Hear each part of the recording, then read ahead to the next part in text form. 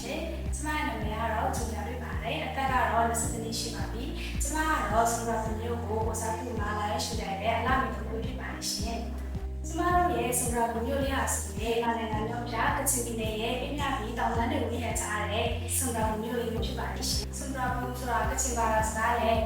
6တောင်းလို့အမည်ရပြီးတော့မှဒီချီနာနဲ့ဘူတောင်ကြားထဲမှာရှိတဲ့မြို့ငယ်လေးတစ်မြို့ပဲဖြစ်ပါတယ်ရှင်။မြို့လေးဟာဆိုရင်ဒီလေးနဲ့အထက်ပေ3000ကျော်မှရှိလို့တလီပတ်လုံးနဲ့နေတတ်ပါတယ်။စင်ကာပူမြို့ရဲ့အလားဆုံးချိန်ကတော့မနက်ခင်းတွေပါပဲ။တောင်တန်းတွေကြားထဲမှာတင်ပလင်ကိုအနိကပြရသလိုဆောင်းဒီမှာဆိုရင်လည်းနေလူလိုတက်လို့မြောက်ဖျားကဆွစ်ဇာလန်လို့တော့မှတင်စားကြပါတယ်ရှင်။ဒီက